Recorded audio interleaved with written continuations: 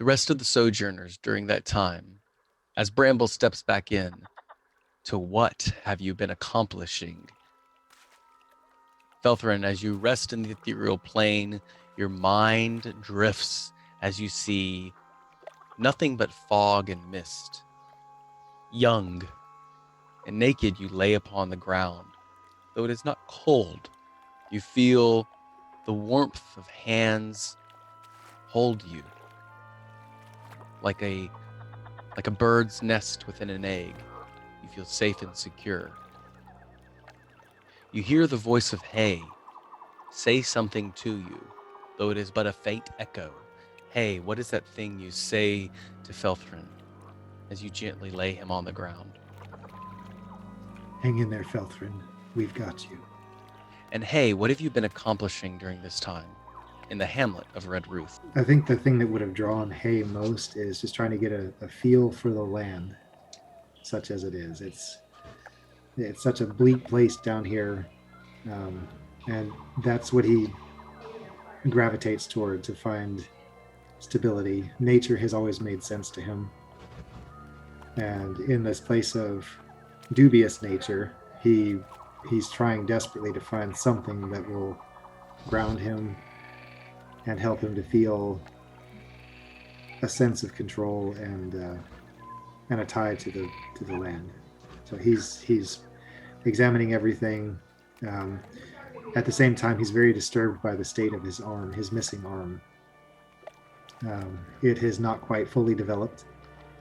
In spite of the power of Garandan's spell, it's still nubby and disgusting looking.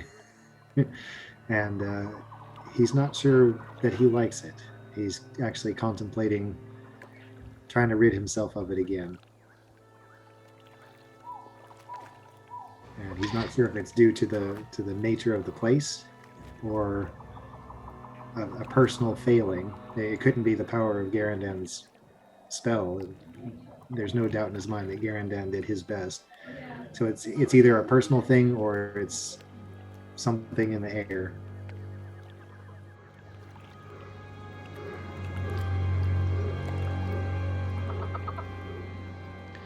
Zarion, you are ambling around, and what have you been accomplishing given that Hay is looking around for something natural with his arm in consideration, or lack thereof?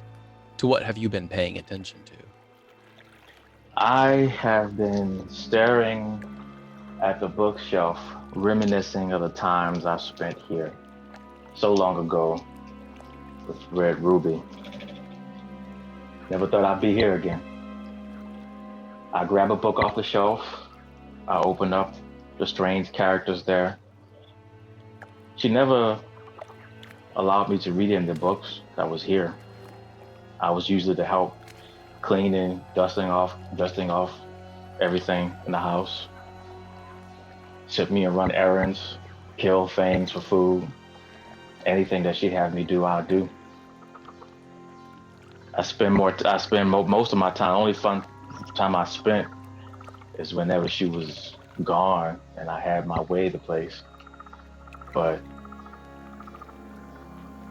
as much as as nostalgic as it may seem, I never really felt that I belonged there. I felt that I belonged someplace else. I felt out of place of some sorts. I put the book back on the shelf. And I try and I look for other ways so if I can remember how to cure his condition.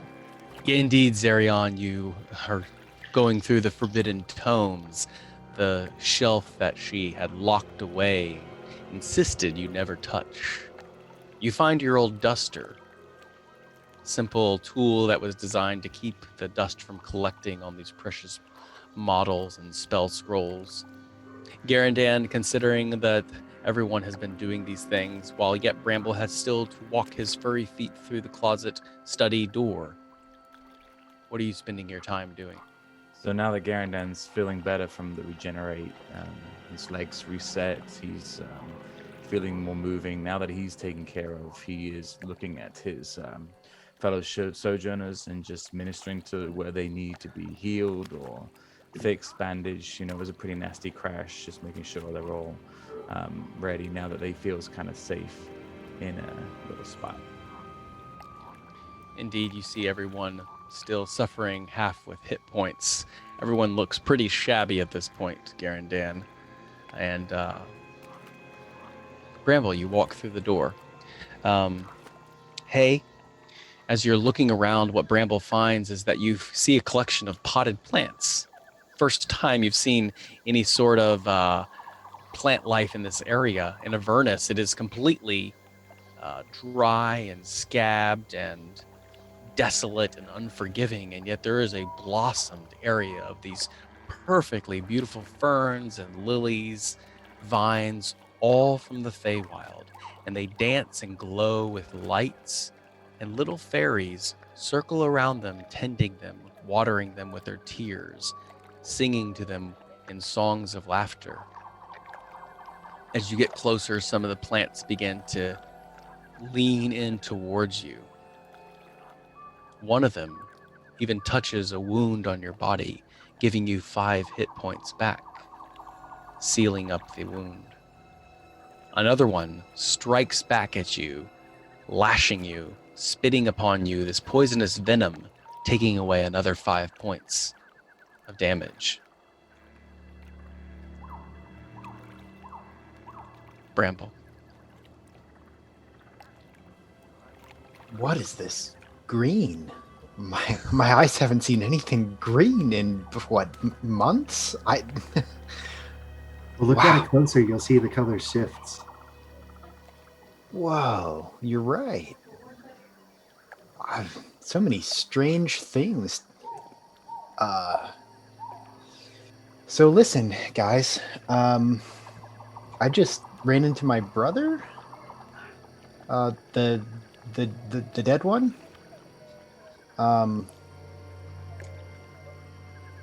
He told me some things.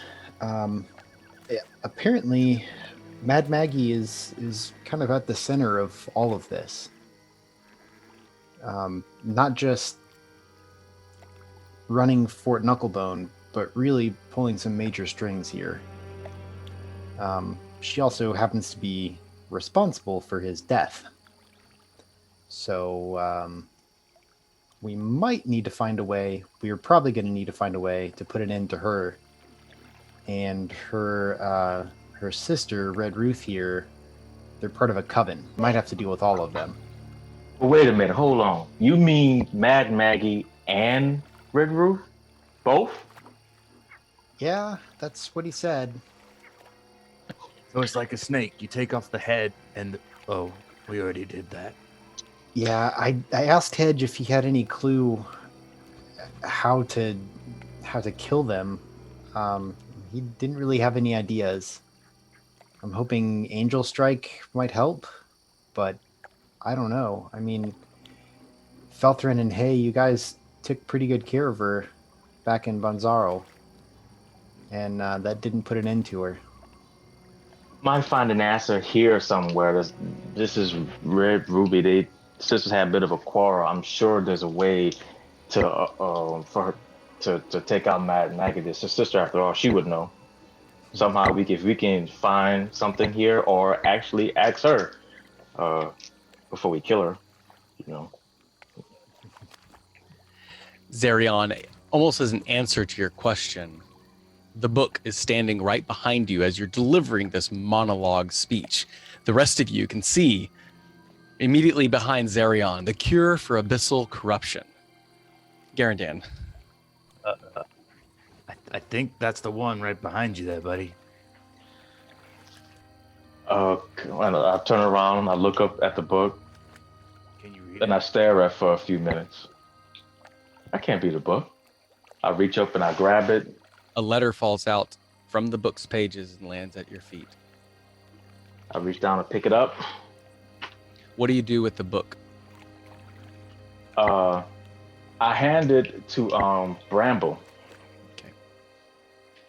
Bramble, with now 2 books in your possession. Indeed, this is Abyssal Corruptions, Cures, and all sorts of demonic plagues that infect devils, fae, and the human folk.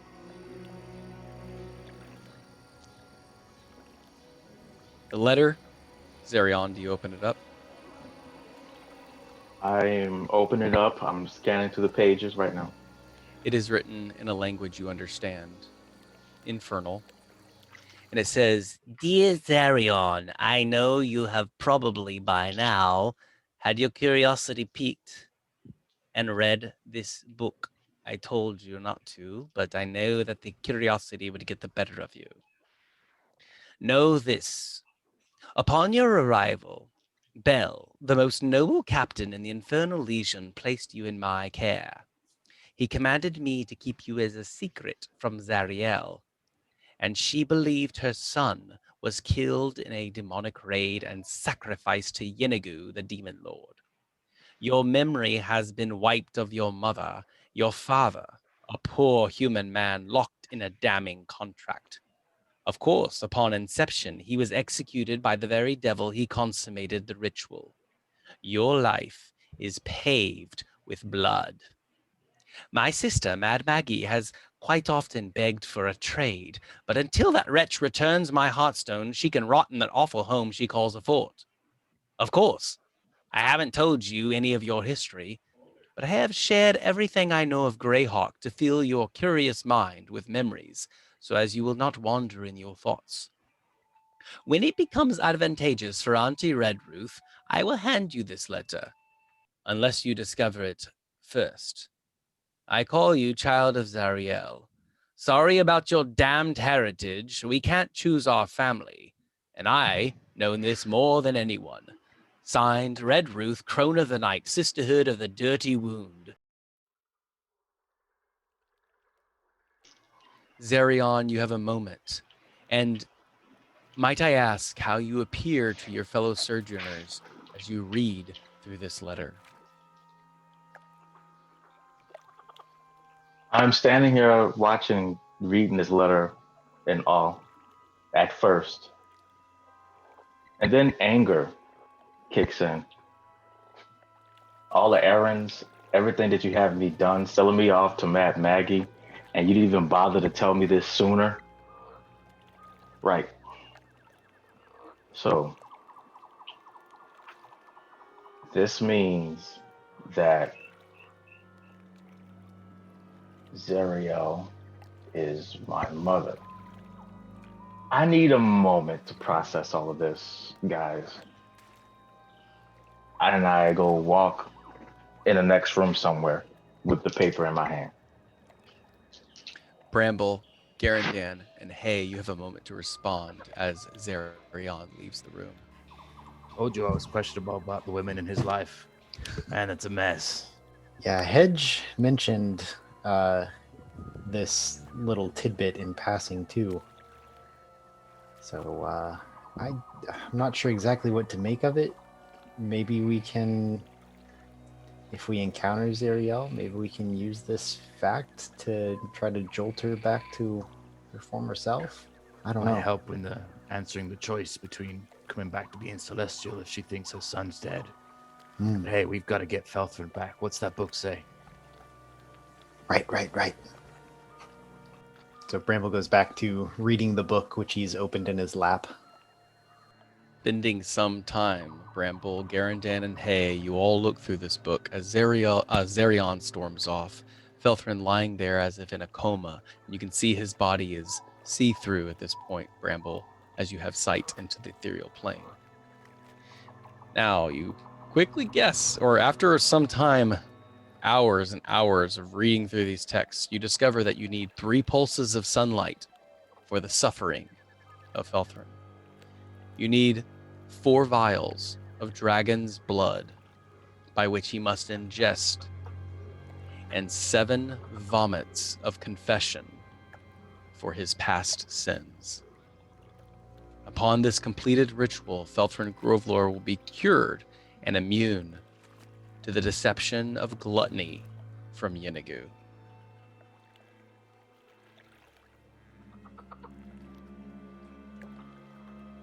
Don't suppose any of that stuff's just lying around over here. Hey, yes.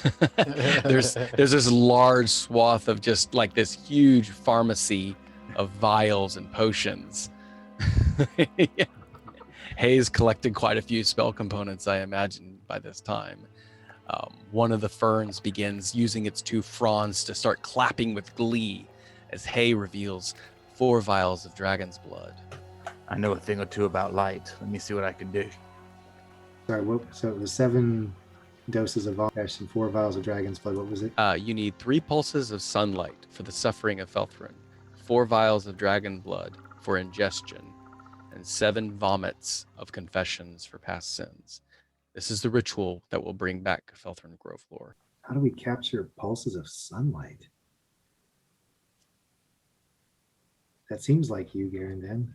Yeah, I could shine my shield as we get him to ingest, but we need someone to get in the ethereal plane with him and find out some confessions. I don't know if he personally has to confess them, or we just need to know them.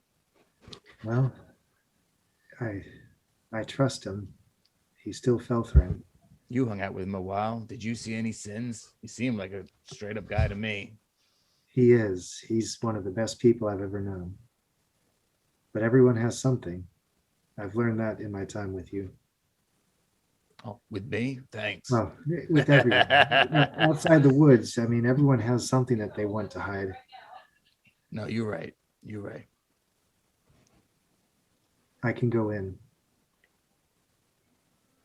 I'll go get situated with the light.